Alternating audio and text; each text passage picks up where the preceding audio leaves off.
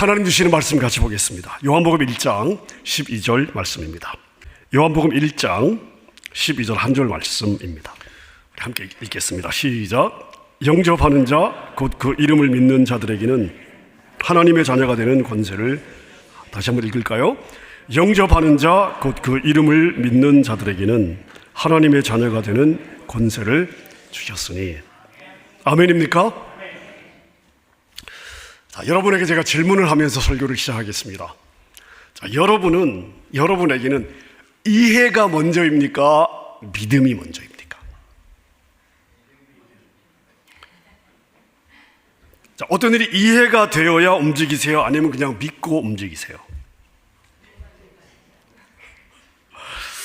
자, 우리는 이해가 돼야 움직인다고 생각을 하지만 실제 우리의 삶을 보면 그렇지 않은 때가 훨씬 더 많습니다. 제가 이렇게 한번 설명을 해보겠습니다. 프랑스 파리에 있는 어떤 교회에서 저에게 집회 요청이 왔습니다. 진짜 온 게 아니고 제가 예를 드는 거예요. 자, 저는 파리에 가본 적이 없어요. 가본 적이 있습니다. 가본 적이 없다고 지금 가정을 하는 거예요. 자, 파리에 제가 가본 적이 없어요. 제가 전혀 모르는 교회입니다. 자, 그럼 제가 그 집회 요청을 받고 좋습니다, 제가 가겠습니다라고 이야기를 할 때 저는 다 알기 때문에 가는 걸까요? 아니면 저를 초청한 목사님을 믿고 가는 걸까요? 믿고 가는 것입니다.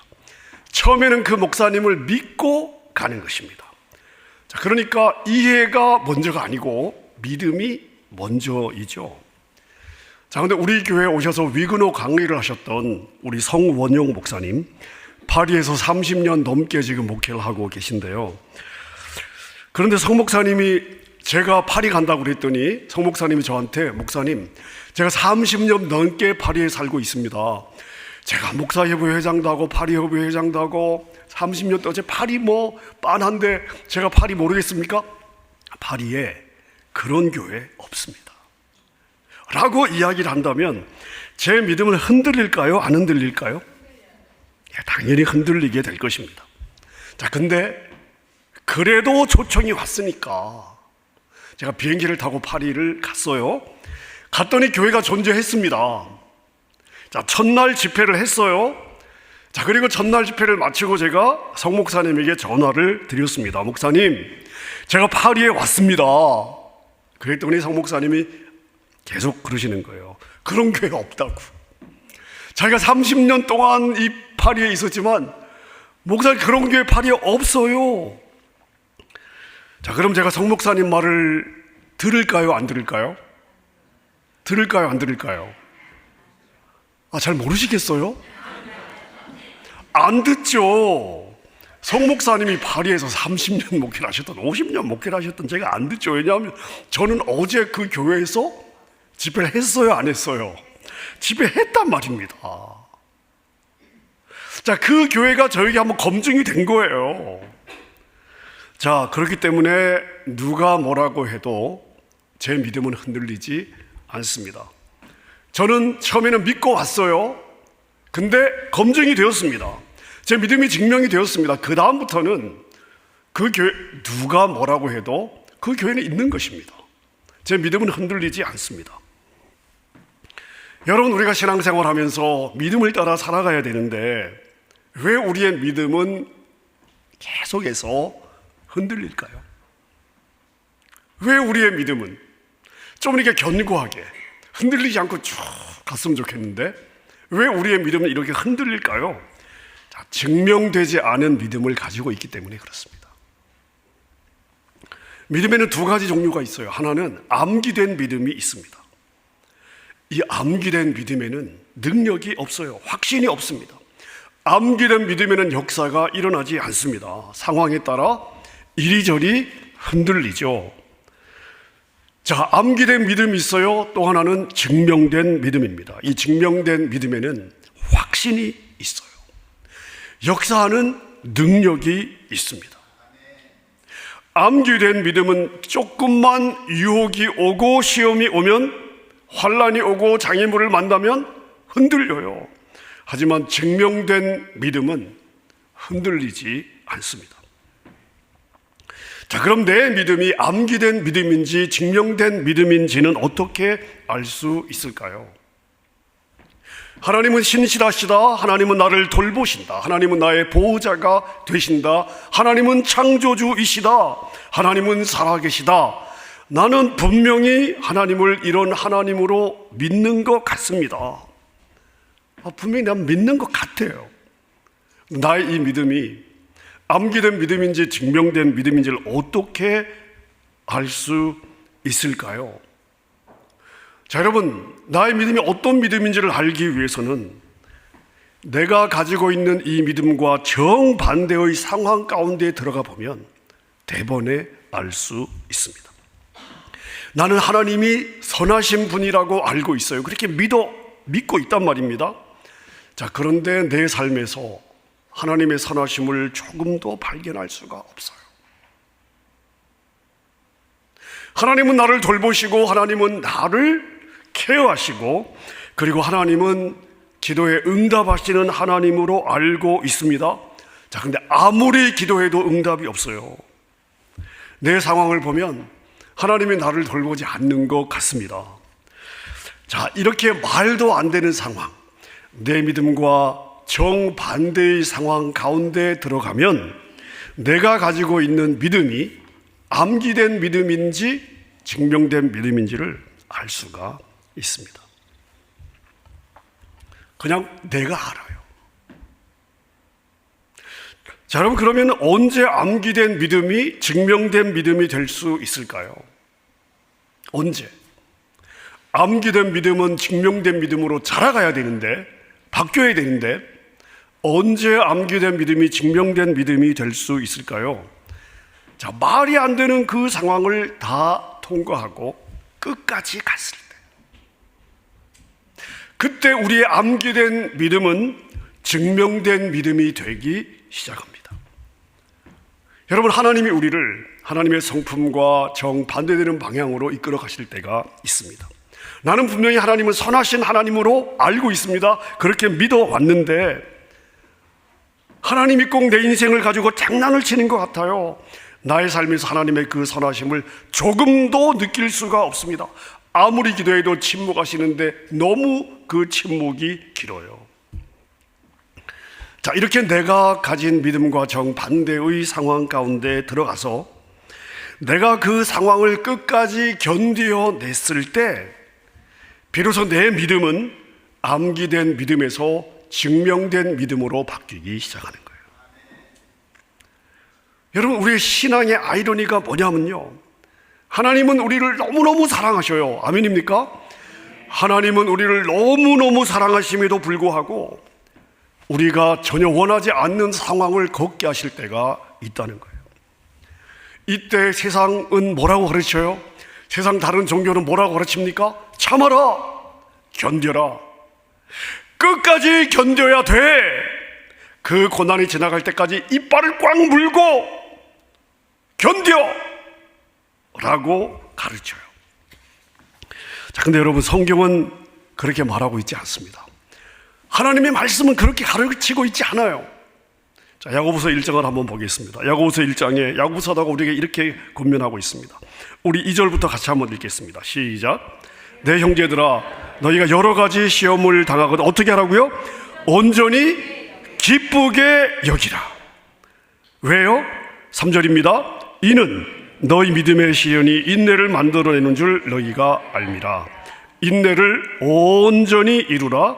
이는 너희로 온전하고 구비하여 조금도 부족함이 없게 하려 함이라. 시험을 만날 때 내가 인내하면 그 인내가 나의 모든 부족함을 메꾸고 나의 모난 부분들을 쳐내서 나로 하여금 모든 상황에 준비된 자로 부족함이 없게 만들기 때문에 너희가 시험을 만나면, 야, 하나님이 지금 나를 정금처럼 만드시는구나, 하나님 나를 이렇게 귀하게 여기시는구나 라고 생각을 하고 어떻게 하라고요? 온전히 기쁘게 여기라. 성경은 이렇게 가르치고 있습니다. 네, 여러분, 여기에 우리 신앙의 아이러니가 있습니다. 우리 신앙의 아이러니, 모든 성도가 증명된 믿음을 갖고 싶습니다. 나는 증명된 믿음을 가지고 싶어. 자, 그런데 누구도 고난을 원하지 않습니다. 어려움을 원하지 않아요. 하지만 사막의 시간, 광야의 시간 없이는 뭐가 없어요? 가나안은 없는 것이죠. 시험의 때가 없다면 증명된 믿음도 없는 것입니다. 여러분, 증명된 믿음만이 역사하는 힘이 있는 줄로 믿습니다. 많은 사람들이요, 이렇게 생각을 해요. 많은 사람들이 내 삶이 제일 어려워, 내 짐이 제일 무거워, 내 문제가 제일 힘들어. 너는 내 삶을 몰라. 내 짐이 얼마나 무거운지 너는 몰라. 자, 많은 분들이 이렇게 생각을 해요. 여러분, 속지 마십시오. 모든 사람에게요, 자기 짐이 제일 무겁습니다. 사실 보면 우리 인생의 고민이 거의 비슷해요. 자녀 문제, 건강 문제, 관계 문제, 돈 문제. 그거 말고요, 또 다른 고민하세요? 물론 있을 수 있죠. 근데 여러분, 30년의 내 삶이 어떻게 될까 하는 문제로 머리가 터지도록 고민하는 사람 별로 없더라고요. 하나가 넉넉하면 또 다른 문제를 가지고 있습니다. 세상에서 보면 이 사람은 진짜 다 가지고 있는 사람 같아요. 걱정이 없을 것 같습니다. 한꺼풀만 벗기고 들어가 보세요. 다른 사람이 갖지 못한 더 심각한 문제, 심각한 고민을 가지고 있어요. 인생의 고민은 다 똑같고요, 인생의 무게도 다 똑같다. 자, 근데 여러분, 어떤 사람은 언덕을 만나면 치고 올라가요. 어떤 사람은 언덕을 만나면 뒷걸음질 칩니다. 자, 여러분들이 차를 몰고 가파른 언덕을 올라간다고 한번 생각해 보십시오. 어떤 차는 언덕을 만나도요, 문제가 없습니다. 슉 하고 올라가요. 어떤 차는요, 엔진 이빠이 밟아도 엔진이 용을 씁니다. 예, 올라가긴 올라가요. 용을 씁니다. 그러다가 중간쯤에 스탑 사인 나와요. 그 다음에 다시 올라가려고 그러면 이거 완전히 어려워요. 자, 무슨 차이죠? 무슨 차이입니까? 엔진 차이죠. 여러분, 삶의 무게의 차이가 아니에요. 어떤 문제냐의 차이가 아닙니다. 여러분, 부모의 경제력 차이가 아니에요. 학벌 차이가 아니에요. 무슨 차이냐? 믿음의 차이입니다. 하나님을 향한 믿음이 우리로 하여금 언덕을 만나도 치고 올라갈 수 있도록 만들어주는 무엇과 같다? 엔진과 같은 거예요. 자, 그러면 여러분의 믿음의 엔진은 4기통입니까? 아니면 6기통입니까? 목사님, 저는 8기통입니다. 할렐루야. 8기통 정도 돼야죠. 치고 못 올라갈 언덕이 없는 거예요. 여러분, 예수님 잘 믿으면 언덕을 만날까요? 안 만날까요? 만나요? 안 만나요? 만나요. 예수님 잘 믿어도 어려움 당할 수 있습니다. 예수님 만나도 질병에 걸릴 수 있어요. 예수님 잘 믿어도 배신 당할 수 있습니다. 여러분, 예수님 잘 믿어도요, 우울증 걸릴 수 있어요. 예수님 잘 믿어도 고난과 환난이 비껴가지 않고 정면으로 다가올 수 있습니다. 맞습니다. 예수님 잘 믿어도 이런 일이 생길 수 있어요. 그럼 그때 어떻게 하시겠어요? 치고 올라가시겠어요? 아니면 뒷걸음질 치시겠어요? 여러분, 올라가야 되지 않겠습니까?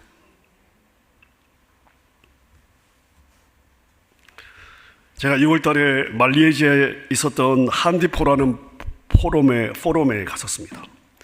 거기서 우리 교회의 성경방하고 교회가 하는 우리 성경방하고 에제마야 사역에 대한 발표를 이제 요청을 받고, 또 저녁에 제가 이제 말씀을 섬길 기회가 있었습니다. 아침부터 저녁까지 스케줄이 얼마나 빡센지요. 막 정신을 차릴 수가 없어. 시차도 있는데 막. 그래서 전능하신 커피를 계속 마시고, 야,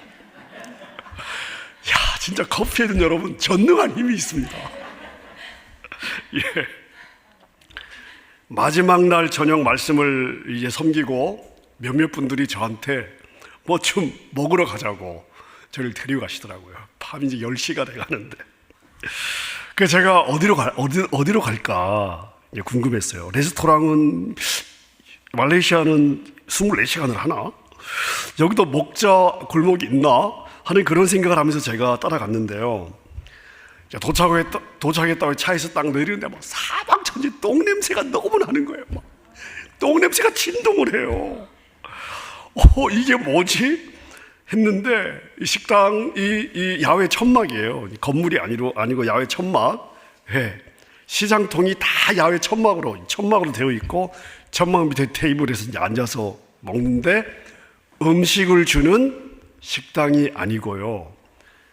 두리안을 파는 곳이었습니다. 왜 웃으세요? 웃으시는 분들은 어떤 분들이냐? 두리안을 드셔본 분들이세요. 드셔본 분들이에요. 두리안 좋아하세요? 거봐요. 대답이 2개가 나오잖아요. 예, 두리안 좋아해요 하시는 분들도 드셔본 분들이고 아니요 하시는 분들도 드셔본 분들입니다. 여러분 먹어봐야 이게 나한테 맞는지 안 맞는지 알 수 있습니다. 여러분 저는 잘 먹었을까요? 못 먹었을까요? 예, 여러분 저는 보니까요 저한테 안 맞는 음식이 없는 것 같습니다. 그날 저녁 제가 두리안을 5개인가 먹었습니다. 예, 통통하게 아주 그냥 살찐 놈으로 아주. 예. 성경이 우리에게 주시는 말씀이 있습니다. 너희는 여호와의 선하심을 맛보아 알지어다. 여러분 암기된 믿음에는 역사하는 믿음이 없어요. 검증된 믿음, 하나님을 맛본 믿음에 역사하는 능력이 있습니다. 자, 여러분 이 증명된 믿음에 2가지 기초가 있어요. 자, 이 증명된 믿음에는 2가지 기초가 있습니다. 하나는 창세기 1장 1절을 믿는 거예요. 태초에 하나님이 천지를 창조하시니라. 이걸 믿는 것입니다. 자, 창조라고 하는 이 단어의 히브리어는 바라라고 하는 단어인데요. 이 단어는 당연히 창조하다, 만들다라는 의미를 가지고 있는데 그냥 만들다라는 의미가 아니고요. 어떤 주어가, 어떤 주체가 분명한 의도와 목적을 가지고 아무것도 없는 곳에서 뭔가를 만들 때 사용하는 단어입니다. 바라, 이 창조라고 하는 단어. 자, 그럼 여러분 다시 한번 1장 1절. 태초에 하나님이 천지를 창조하시니라. 하나님이 무에서 이 우주를 창조하실 때 분명한 의도와 목적을 가지고 창조를 하셨다는 거예요. 자, 그럼 어떤 의도와 목적을 가지고 창조하셨을까요? 이걸 말해주는 것이 2절입니다. 자, 2절. 땅이 혼돈하고 공허하며 흑암이 깊음 위에 있고 하나님의 영은 수면 위에 운행하시니라. 자, 보세요. 창조 전의 상태가 어떠했습니까? 먼저 혼돈. 혼돈은 뭡니까? 무질서했던 거예요. 공허는 뭐예요? 비어 있었다는 것입니다. 텅 비어 있었다. 셋째, 흑암이 깊음 위에 있었다는 것은 어떤 의미죠? 온 세상이 캄캄해서 어두웠다는 것입니다. 자, 근데 그 상태에서 하나님의 영이 뭘 하고 있었어요? 뭘 하고 있었어요? 수면 위에 운행하고 있으셨답니다. 운행이 뭐죠? 운행이 뭡니까? 운행. 자, 여러분 이 운행은요 히브리어로 라카프라는 단어입니다. 센 단어예요. 라카프예요. 네. 자, 근데 이 라카프라고 하는 이 단어에 3가지 의미가 있습니다. 첫째는 뭐냐면요, 자, 독수리가 날아가잖아요. 근데 독수리가 날아가지 않고 한 점을 중심으로 돌기 시작합니다. 이걸 우리가 맴돌다, 선회하다 이렇게 이야기를 하죠. 자, 여기에 해당되는 단어가 라카프입니다. 자, 헬리콥터가 밀림이나 정글에서 헬리콥터 가야 되잖아요. 가지 않아요. 헬리콥터가 밀림이나 정글에서 서서 한 점을 대상으로 빙글빙글 돌고 있습니다. 라카프예요. 어미닭이 알을 까기 위해서 자기 알을 가슴에 품고 빙빙 돌릴 때, 자, 이럴 때 이 라카프라고 하는 단어를 사용하고 있습니다. 자, 여러분, 독수리가 왜 날아가지 않고 한 점을 중심으로 빙빙 돌까요? 언제요? 동물의 왕국 좀 보세요. 자, 먹이를 발견했어요. 그럼 독수리가 먹이를 발견하자마자 바로 갖다 꽂습니까? 아니죠.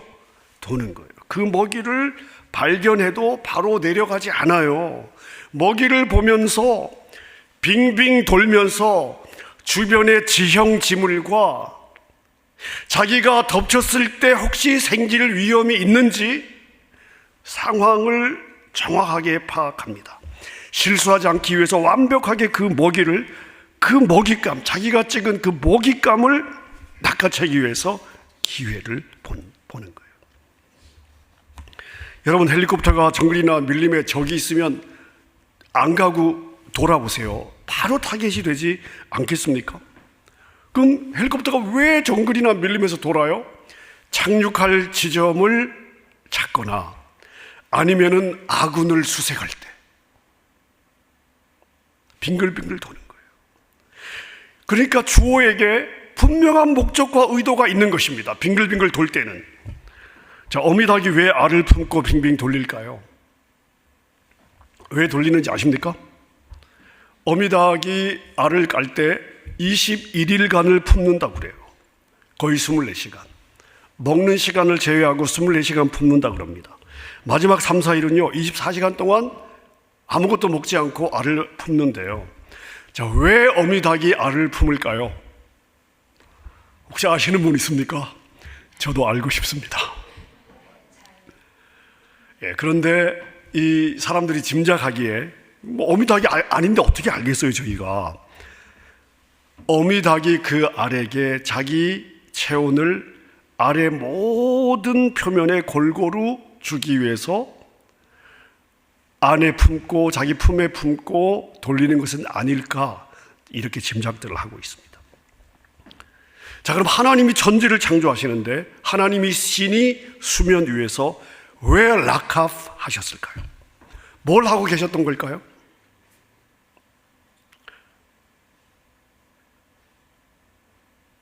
제가 이야기를 하겠습니다. 답이 없으시니까. 창조를 하시면서 실수를 하지 않으려고 치밀하게 고민하고 계획하지 않으셨을까요? 이건 짐작입니다. 그래서 라카프 하지 않으셨을까? 여러분, 하나님이 그만큼 우리를 많이 생각하시고 우리를 만드신 거예요. 많이 생각하시고 만드신 거예요. 여러분, 그렇게 생각하시고 만든 결과가 바로 저와 여러분인 거예요. 무슨 말인가 하면, 여러분, 증명된 믿음의 기초에 관해 제가 말씀을 드리는 거예요. 우리가 뭘 믿어야 되는지, 어떤 팩트 위에 우리의 믿음을 쌓아 올라가야 되는지. 여러분, 하나님이 왜 라카프 하셨을까? 창조하시면서 깊이 생각하신 거예요. 고민하신 거예요. 계획하신 것입니다. 하나님의 창조에는 실수가 없는 거죠. 아멘입니까? 자, 그렇다면 하나님이 나를 남자로 만드신 것이 실수입니까? 하나님이 나를 여자로 만든 것이 실수입니까? 내가 그때 그곳에서 태어난 것은 실수입니까? 우연입니까? 아니잖아요. 여러분, 이게 우리 믿음의 출발점이에요. 근데 우리는 어떻게 생각해요? 아유, 하나님 기왕 그렇게 생각하고 나를 만드실 거면 좀 돈 있는 부모 집에 태어나게 하시지. 아니, 기왕 그렇게 생각하고 만드실 거면 나한테 좀 이런저런 은사도 좀 더 주시지. 어떤 분은 그러시더라고요. 하나님이 그렇게까지 생각하고 만드실 거면 한 내 눈을 조금만 더 찢어주시지. 내 코를 조금만 더 높여주시지. 처음부터 그냥 그렇게 만드시지 꼭 왜 내가 손을 대게 하시냐고. 흙이 부족하셨나? 여러분, 하나님이 우리를 만드실 때 깊이 생각하고 고민하고 만드셨어요. 여러분, 그래서 하나님이 만드신 후에 뭐라고 말씀을 하시죠? 너무 좋다. 참 좋다. 이렇게 말씀을 하셨습니다. 그래서 하나님이 우리에게 원하시는 것은 뭐냐면요, 여러분이 그러한 하나님의 창조물이라는 것을 믿고 여러분이 여러분 자신을 사랑하는 거예요. 여러분이 여러분 자신을 귀하게 여기는 것입니다. 만드신 하나님이 여러분을 사랑하시고 귀하게 여기는 만큼 여러분이 그 하나님의 마음을 받고 여러분 자신을 사랑하고 귀하게 여기는 것입니다. 자기 자신이 자신의 감정의 상태가 아니라 하나님의 창조물로서의 하나님의 사랑의 대상으로서의 자기 자신을 알고 자신을 사랑하고 귀하게 여길 수 있는 사람만이 공동체의 다른 지체들을 사랑하고 귀하게 여길 수 있습니다. 하나님이 이걸 원하시는 거예요. 여러분, 이게 검증된 믿음의 출발점이에요.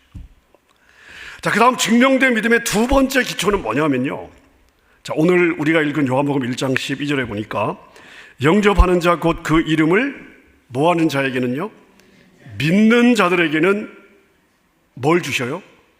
하나님의 자녀가 되는 권세를 주신다는 거예요. 하나님의 자녀가 된다는 자체가 우리에게 엄청난 권세가 주어지는 거예요. 그걸 믿는 거예요. 하나님과 우리와 어떤 관계예요? 아버지와 자녀의 관계입니다. 여러분, 길을 지나가다가 슬쩍 스친 인연이 아니라는 것이에요. 하나님이 우리를 낳으신 거예요. 그분이 나의 아버지세요. 내가 그분의 자녀입니다. 이걸 믿는 거예요. 여러분, 성경이 하나님과 우리와의 관계에 대해서 이야기하면서 도저히 이건 바뀔 수 없어, 너희와 나의 관계는 이런 관계야 하고 도장을 꽉 찍는 구절이 한 구절이 있습니다. 로마서 8장 17절인데 제가 한번 읽어보겠습니다. 자녀이면 또한 뭐예요? 상속자. 이 상속자는 어떤 개념입니까? 법적 개념이죠.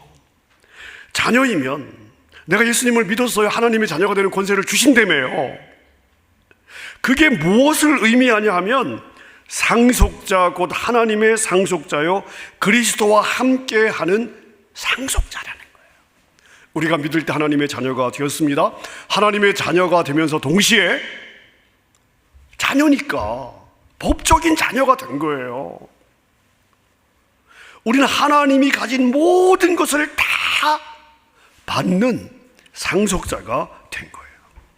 여러분, 성경은 이 상속자, 법적 상속자의 개념을 우리의 아이덴티티라고 말씀을 하십니다. 여러분, 이게 키워드예요. 내가 하나님의 법적인 상속자라는 거.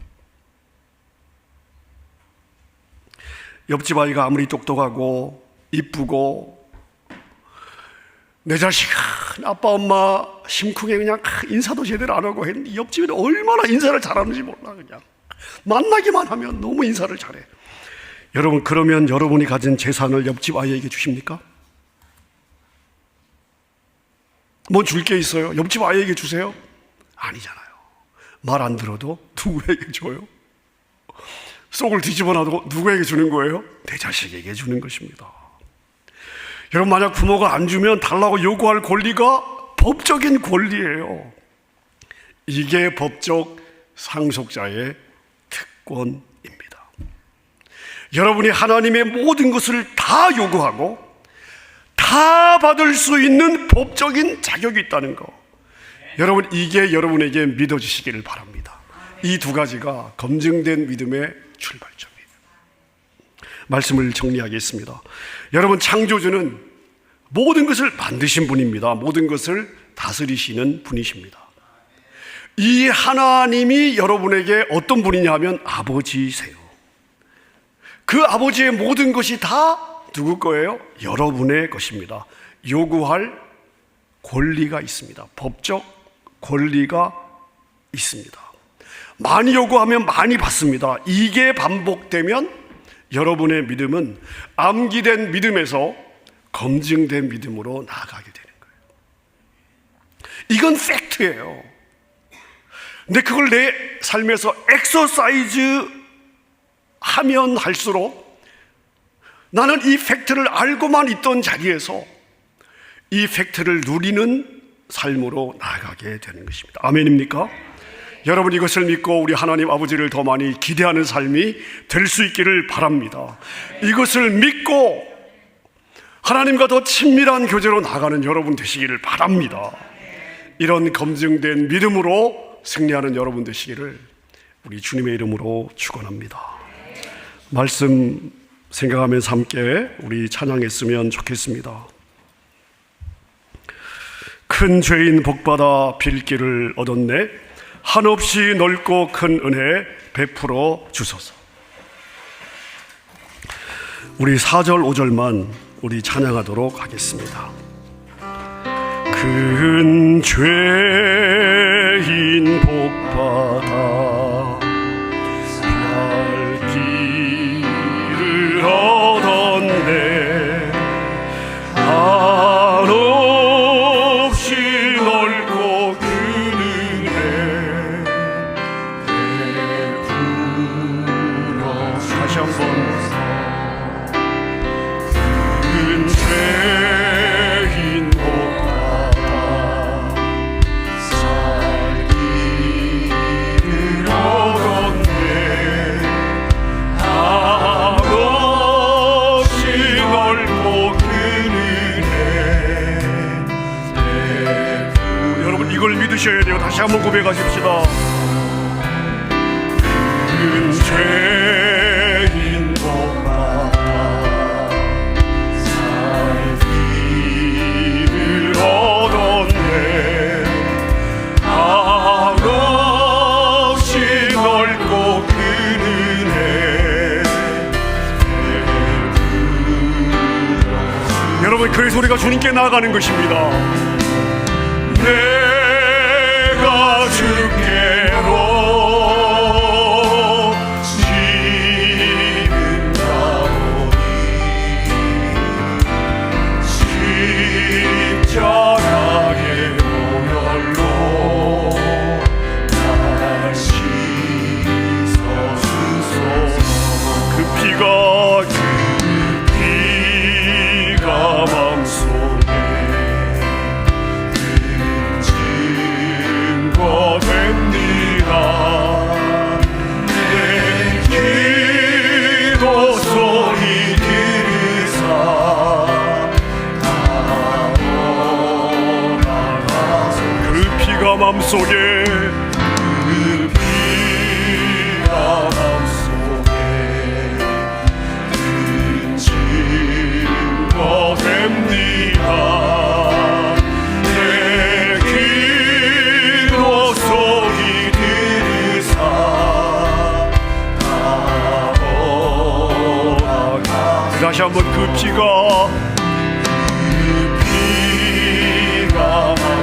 이게 법적 근거입니다.